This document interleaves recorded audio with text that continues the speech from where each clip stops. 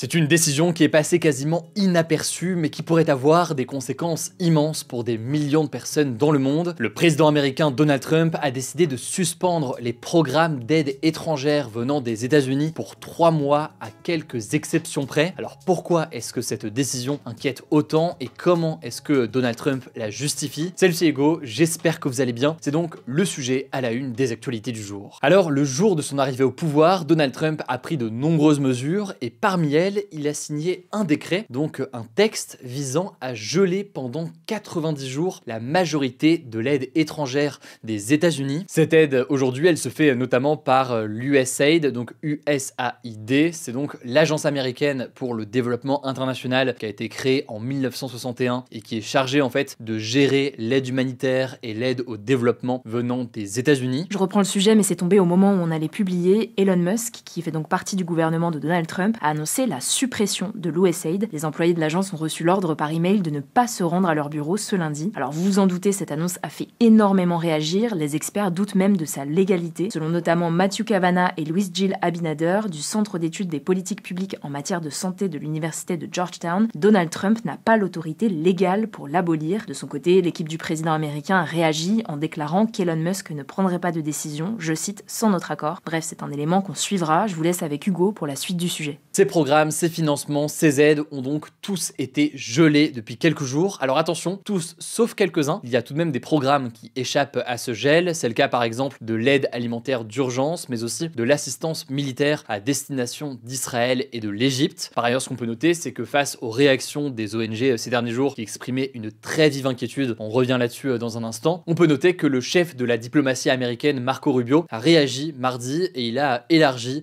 certaines exceptions qui étaient prévues. Concrètement, je cite, les médicaments essentiels à la survie, les services médicaux, la nourriture, les abris et l'aide à la subsistance continueront à être financés, ce qui n'était pas forcément le cas au départ, donc c'est quand même une différence majeure et qui est arrivée quelques jours après. Et le problème, c'est que les formulations de ces exceptions, elles restent très vagues, ce qui renforce encore plus la confusion. On revient là-dessus juste après. Alors avant de voir donc cette question de l'inquiétude des ONG, comment est-ce que Donald Trump justifie cette suspension de l'aide américaine à des pays partout dans le monde? Et bien en fait, cette suspension, elle a 2 ou 3 objectifs majeurs. Le premier objectif affiché, c'est de réévaluer les programmes existants en s'assurant qu'ils sont bien alignés sur la politique américaine du America First, donc l'Amérique, ou plus précisément les États-Unis en premier. Et un point très important là-dessus, selon une note interne envoyée aux employés fédéraux, l'administration a menacé de mesures disciplinaires tout employé qui ignorerait ses ordres. Deuxième objectif qui est très lié au premier, c'est donc l'objectif d'aligner les personnels et les financements sur des critères idéologiques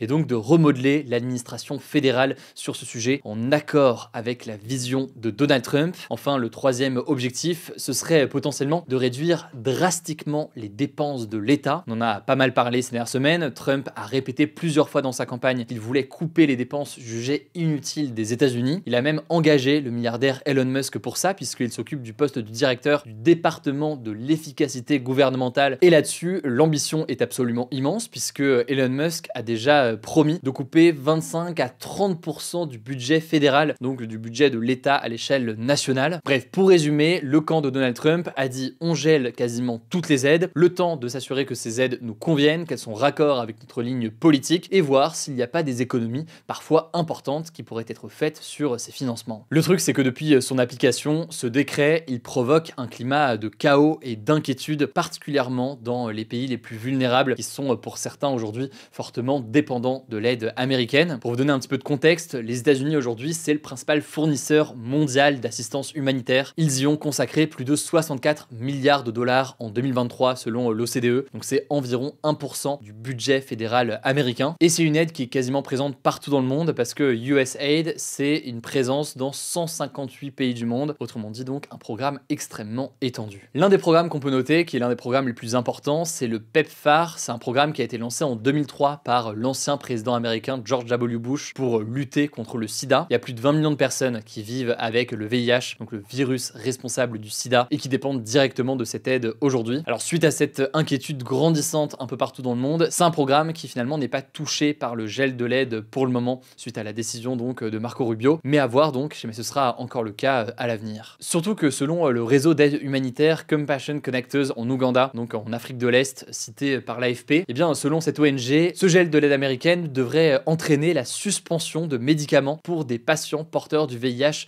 voire touchés par le sida, ce qui peut évidemment avoir pour conséquence des décès. Par ailleurs, au Malawi, un autre pays d'Afrique de l'Est, certains habitants commencent à stocker les médicaments et une organisation locale qui distribue des traitements contre le VIH, Lighthouse, aurait même fermé, selon une infirmière interrogée par l'AFP. Enfin, dernier pays que l'on peut citer, le Soudan du Sud, à qui les États-Unis fournissent 62% de l'aide étrangère reçue par le pays et qui est victime d'une épidémie de choléra, une infection intestinale aiguë. Le pays compte grandement sur l'aide américaine et s'inquiète donc de cette décision de Trump, même si on l'a dit, il y a eu certaines exceptions qui sont arrivées ensuite. Alors je vais pas faire un résumé de tous les pays qui sont impactés parce qu'il y en a énormément, mais je vous mets des liens en description pour en savoir plus. Ce qu'il faut comprendre, c'est qu'aujourd'hui, les ONG se retrouvent dans une situation assez délicate puisqu'ils ne savent pas précisément ce qui est suspendu ou ce qui doit être suspendu ou non dans ces activités. Selon plusieurs médias, de nombreuses ONG donc sont dans une situation qu'ils jugent critique mais n'osent pas en parler publiquement par crainte d'être ensuite visés donc par l'administration américaine et le camp de Donald Trump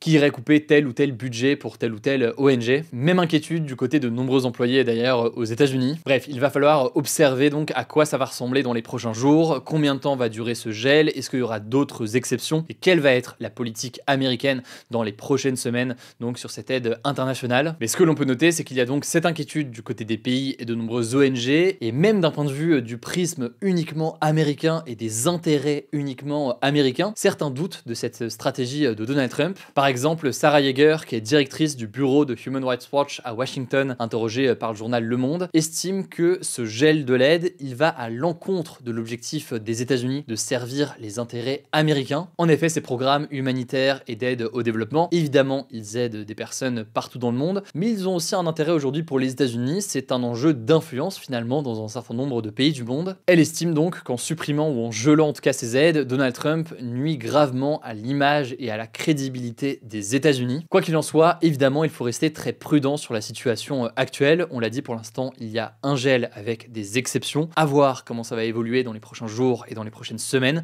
On suivra tout ça puisque vous l'aurez compris, l'impact peut être immense. Je vous laisse avec Blanche pour les actualités en bref et je reviens juste après. Merci Hugo et bonjour à tous. On commence avec cette actu. Le Premier ministre François Bayrou a utilisé ce lundi l'article 49.3 de la Constitution, donc la norme suprême en France, afin de faire adopter le budget de l'État et la première partie du projet de budget de la Sécurité sociale. Cet article, il permet au gouvernement de faire adopter une loi sans que cette loi n'ait à être votée par l'Assemblée nationale. Concernant le budget, il y avait plusieurs points de blocage entre les partis, notamment sur la question des impôts ou encore sur le budget alloué à l'aide médicale d'État, l'AME, qui permet aux personnes immigrées en situation irrégulière de se faire soigner. Alors face au 49.3, la France Insoumise a indiqué qu'elle allait déposer une motion de censure. Concrètement, si plus de la moitié des députés votent pour la motion de censure, alors la loi n'est pas adoptée et le gouvernement est renversé. C'est d'ailleurs ce qui s'était passé en décembre, ce qui avait contraint le gouvernement de Michel Barnier à démissionner. Dans ce cas précis, la motion de censure devrait être votée par les communistes et les écologistes ce mercredi. De son côté, le Parti socialiste a indiqué qu'il ne voterait pas la motion de censure, tandis que le Rassemblement national n'a pas encore communiqué ses intentions. A noter que le PS a annoncé qu'il déposerait une autre motion de censure après l'adoption du budget. Celle-ci fera référence au terme de submersion migratoire utilisé par François Bayrou il y a quelques jours et qui a fait polémique. On suivra ça. Deuxième actu, près de 400 militaires supplémentaires vont être déployés pour aider à la reconstruction de Mayotte, ce département d'outre-mer français dévasté par le passage du cyclone Chido en décembre qui a fait au moins 40 morts selon le bilan officiel. C'est ce qu'a annoncé le ministre des Armées, Sébastien Lecornu, en indiquant que ce bataillon serait, je cite, doté de plusieurs compagnies de génie, d'infanterie, de commandement et de logistique. Ils s'ajouteront aux 1100 militaires déjà mobilisés sur place. Concrètement, leur mission sera de rétablir, je cite, les réseaux d'eau et d'électricité ou les infrastructures routières au service de la population. Ils resteront sur place autant qu'il le faudra et pourront être reconduits. A noter que selon le ministre des Outre-mer, Manuel Valls, le coût de la reconstruction à Mayotte s'élèvera sans doute au-dessus du milliard d'euros. Troisième actu, les crèches privées ont entamé une opération de mobilisation nationale intitulée Crèche morte ce lundi. Elle s'oppose à un projet de décret qui prévoit de renforcer la qualité d'accueil dans certaines crèches en remplaçant 40% des titulaires de CAP petite enfance par des professionnels plus diplômés, comme des auxiliaires de puériculture, à partir du 1er janvier 2026. Le but de ce décret serait notamment de faire en sorte que les professionnels des crèches privées s'alignent sur le niveau de diplôme des crèches publiques. Et selon les patrons de ces structures, cette mesure menacerait les emplois et l'existence des 5000 crèches privées de France en raison de la difficulté à trouver du personnel plus diplômé. À noter que cette mesure intervient quelques mois après les révélations des dérives dans les crèches privées par le journaliste Victor Castanet dans son livre Les Ogres. On en a fait une vidéo, je vous mets le lien de notre interview en description. En tout cas, une pétition intitulée Je soutiens ma crèche a récolté près de 24 000 signatures et certains établissements ont fermé plus tôt ce lundi. Quatrième actu, les 2 incendies qui ont ravagé Los Angeles aux États-Unis ont entièrement été maîtrisés ce vendredi, selon Call Fire, l'agence de lutte contre les incendies de l'État. Ils ne constituaient déjà plus une menace sérieuse depuis plusieurs jours et les ordres d'évacuation avaient été levés plus tôt. En tout cas, ces incendies qui s'étaient déclarés donc le 7 janvier dernier ont fait une trentaine de morts et des milliers de déplacés. Ils ont été les plus destructeurs de l'histoire de Los Angeles, brûlant plus de 10 000 habitations et une superficie de plus de 150 km², ce qui équivaut à peu près au double de la ville de Strasbourg. Les pertes économiques oscilleraient entre 250 et 275 milliards de dollars selon la société météorologique privée AccuWeather. Leur origine exacte fait toujours l'objet d'une enquête, mais selon une étude menée par des dizaines de chercheurs publiée ce mardi, le changement climatique provoqué par l'homme a rendu plus propice la survenue de ces incendies, aggravés par la sécheresse de la végétation combinée à des vents puissants. Cinquième actu toujours en lien avec l'environnement, en Sicile, au sud-ouest de l'Italie, l'équivalent d'un mois de pluie est tombé en 4 heures ce dimanche dans la région de Messine, causant d'importantes inondations. Près de 150 mm de pluie sont tombés, ce qui a saturé le système d'évacuation des eaux, selon un communiqué de la municipalité qui parle d'un événement d'une ampleur exceptionnelle. Ces fortes pluies ont provoqué des coulées de boue et les véhicules stationnés près des cours d'eau ont tous été emportés. Les pompiers ont mené plus de 100 interventions, notamment pour secourir des habitants bloqués chez eux ou dans leur voiture. Selon la protection civile, l'alerte météorologique lancée à temps a permis d'éviter tout blessé dans les zones touchées. 8 régions du sud de l'Italie sont encore en alerte jaune. Et on finit avec cette actu culturelle. Pour la première fois de sa carrière, la chanteuse américaine Beyoncé a remporté le prix du meilleur album de l'année avec Cowboy Carter lors de la 67e cérémonie des Grammy Awards qui s'est tenue dans la nuit de dimanche à lundi à Los Angeles. C'est la récompense la plus prestigieuse de la cérémonie qui est en quelque sorte l'équivalent des Oscars de la musique. Beyoncé a aussi remporté 2 autres trophées dont celui du meilleur album country. Elle a d'ailleurs annoncé sur ses réseaux sociaux qu'elle partirait en tournée cette année pour un Cowboy Carter Tour en passant notamment par Londres et Paris les 19 et 21 juin. Le rappeur américain Kendrick Lamar a quant à lui remporté 5 prix dont l'enregistrement de l'année et le prix de la chanson de l'année avec le titre Not Like Us. La chanteuse Chappell Roan a remporté le prix de la révélation de l'année. Côté français, le groupe de métal Gojira a été récompensé dans la catégorie prestation métal de l'année pour leur interprétation de Mea Culpa Asaira avec la chanteuse lyrique Marina Viotti lors de la cérémonie d'ouverture des JO 2024 à Paris. Côté français toujours, le groupe Justice a également été récompensé. Merci beaucoup Blanche pour ces actualités en bref. Alors vous l'avez peut-être vu ou peut-être pas, mais ce dimanche sur notre chaîne YouTube dédiée au grand format,